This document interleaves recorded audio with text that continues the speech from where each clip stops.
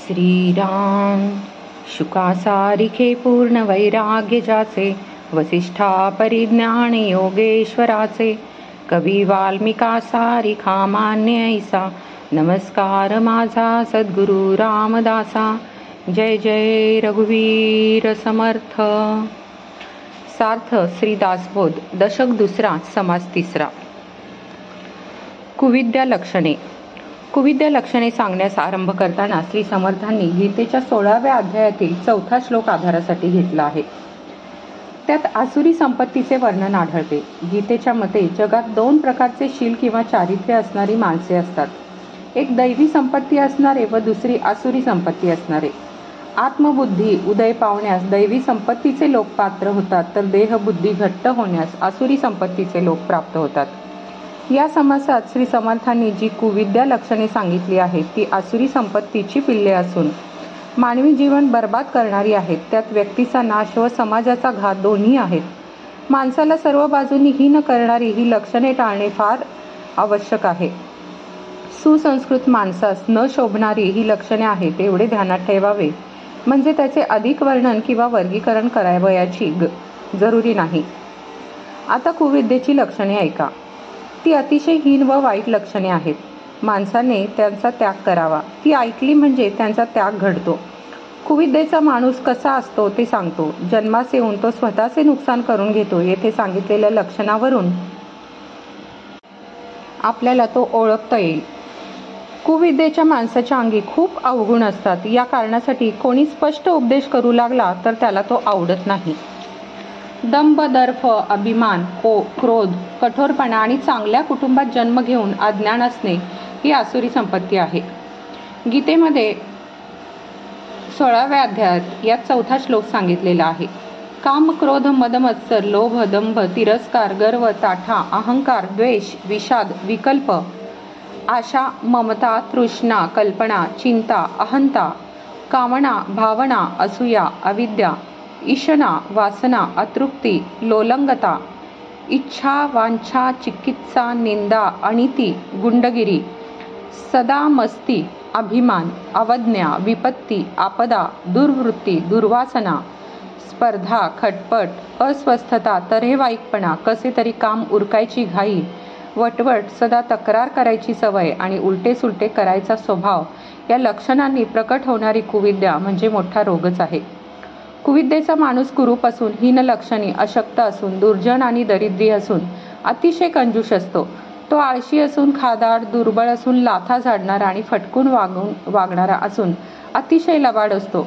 तो मूर्ख असून, तापट, वेडपट, वाचाळ आणि खोटा असून, अतिशय बोलका असतो. कुविद्येचा माणूस असा असतो की स्वतःला कळत नाही पण दुसऱ्याचे ऐकत नाही, स्वतःला येत नाही पण दुसऱ्याकडून शिकत नाही आणि स्वतः करीत नाही पण अभ्यास दृष्टीने निरीक्षणही करीत नाही. तो अज्ञानी असून, अविश्वासी, भलभलते अर्थ करणारा असून, दोषी आणि स्वतः अभक्त असून भक्तांचा द्वेष करणारा असतो. तो पापी असून, निंदक, दुःखी असून, दुसऱ्याचा घात करणारा आणि स्वतः क्लेश भोगीत असून अतिशय निर्दय असतो. तो हीन असून, ढोंगी, रोगी असून, वाईट कर्मे करणारा आणि कंजूष असून अधर्मात रमणाऱ्या वासनेचा असतो. तो हीन देहाचा असून, मोठा अभिमानी, वाह्यात असून, फाटे फोडणारा, अर्थहीन, बडबडणारा आणि स्वतः दुर्दैवी असून लोकांना ज्ञान सांगणारा असतो. तो भित्रा असून, उद्धट, बेकार असून, डौल मिरवणारा आणि डरपोक असून पराक्रमाच्या बाता मारणारा असतो. तो कमी दर्जाचा असून, गर्विष्ठ, विषयासक्त असून, व्यसनी आणि द्वेष करणारा असून अतिशय भ्रष्ट असतो. तो मोठा अभिमानी असून, बंधन न पाळणारा, पैशाची ओढाताण असून, दृष्ट वृत्तीचा आणि ढोंगी असून अतिशय उच्छृंखल असतो. तो वाईट असून, विकाराधीन, खोटा असून, अनुपकारी आणि स्वतः हीन लक्षणी असून इतरांचा अतिशय तिरस्कार करतो. तो बुद्धिबेताची असून, वाद करणारा, भिकाऱ्यासारखा असून, टोचून बोलणारा आणि धूर्त किंवा कपटी असून वाईट शब्दांनी दुसऱ्यास दुःख देणारा असतो. तो मनाला बोचेल असे बोलणारा, अंगावर ओरडून बोलणारा, कपटाने बोलणारा, संशयाने बोलणारा, दुःख होईल असे बोलणारा, झोंबेल असे बोलणारा, क्रूर, निर्दय, दुष्ट माणूस असतो. तो दुसऱ्याचे व्यंग बोलणारा, घातकी बोलणारा, अशुभ बोलणारा, क्षणोक्षणी बोलणे बदलणारा, द्वेषाने बोलणारा, खोटे बोलणारा, वायफळ बोलणारा आणि धिक्कार करून बोलणारा असतो. तो कपटी वाकड्या बुद्धीचा, आतल्या गाठीचा, क्षुद्र मनाचा, अंगचोर, द्वाड, रागीट, पापद्रव्य असलेला आणि अतिशय टवाळखोर असतो.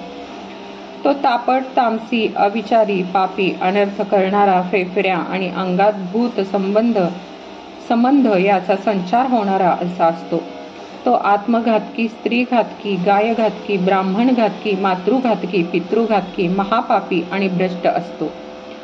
तो सर्व दृष्टीने कमी, अयोग्य, वाईट तर्क करणारा, मित्रद्रोही, विश्वासघातकी, कृतघ्न, परस्त्रीशी रमणारा, नरकाला जाण्यास योग्य, आतताई आणि बडबड्या असतो.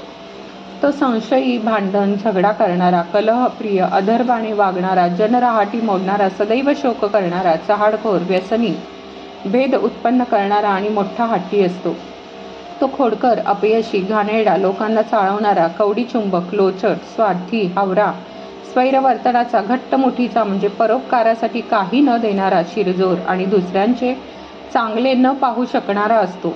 तो लबाड, मठ्ठ, भित्रा, बेपर्वा, लुडबुड्या, लफंगा, उन्मत्त, पाखंडी, चोर आणि दुसऱ्याची वस्तू लांबविणारा असतो. तो साहसी, स्वैर, उच्छृंखल, चटोर, चावट, गाजावाजा करणारा, थोटांड रचणारा, उद्धट, विषयासक्त, स्वजातीतून भ्रष्ट झालेला आणि वाईट बुद्धीचा असतो. तो मारेकरी, लुटारू, दरोडेखोर, घरांना खंती लावून धन शोधणारा, घातकी, भोंदू, परस्त्रीशी रमणारा, भूल देऊन भुरळ पाडणारा आणि चेटूक करणारा असतो. तो निशंक, बेशरम, कळलाव्या, निरुद्योगी, पुष्ट, धटिंगण, उर्मट, चिवट, अक्षरशत्रू म्हणजे अगदी अशिक्षित, खटाळ, नाटकी, सर्वांशी भांडणारा आणि विकाराधीन असतो. तो उतावळा, उगीच आळ घेणारा, अनाचारी, आंधळा पांगळा, खोकल्याने बेजार झालेला, थोटा, बहिरा, दमीकरी असून देखील अभिमान सोडित नाही. तो विद्याहीन, वैभवहीन, कुलहीन, लक्ष्मीहीन, शक्तिहीन, सामर्थ्यहीन, भाग्यहीन, भिकारी, बळहीन, कळाहीन, मुद्राहीन, दीक्षाहीन, लक्षणहीन, लावण्यहीन, अंगहीन, विद्रूप, युक्तिहीन, बुद्धिहीन, आचारहीन, विचारहीन, क्रियाहीन, सत्वहीन, विवेकहीन, संशयी, भक्तिहीन, भावहीन, ज्ञानहीन, वैराग्यहीन, शांतिहीन, क्षमाहीन, सर्वहीन व क्षुल्लक असतो. त्याला वेळ कळत नाही, प्रसंग कळत नाही, प्रयत्न कळत नाही, अभ्यास कळत नाही, लोकांचे आर्जव करणे कळत नाही, मैत्री कशी करावी ते कळत नाही, सारांश त्याला काहीच कळत नाही, असा तो अभागी असतो. असे अनेक प्रकारचे दोष त्याच्या ठिकाणी असतात. वाईट लक्षणांचे तो कोठारच असतो. कुविद्येचा माणूस श्रोत्यांनी याप्रमाणे ओळखावा. आतापर्यंत सांगितलेली कुविद्येची लक्षणे ऐकावी व ऐकून ती टाकून द्यावी. उगीच अभिमानाने इरेस पडून वाईट लक्षणे न सोडण्याचा हट्ट धरणे योग्य नाही. इति श्री दासबोधे गुरु शिष्य संवादे कुविद्या लक्षण नाम समास 3 समाप्त. जय जय रघुवीर समर्थ. तुम्हाला हा व्हिडिओ आवडल्यास कमेंट, लाईक, शेअर करा आणि पुढील व्हिडिओ पाहण्यासाठी चॅनलला सबस्क्राईब करायला विसरू नका आणि बेल आयकॉन दाबायला विसरू नका. पुन्हा भेटूया पुढच्या समासामध्ये. तोपर्यंत धन्यवाद.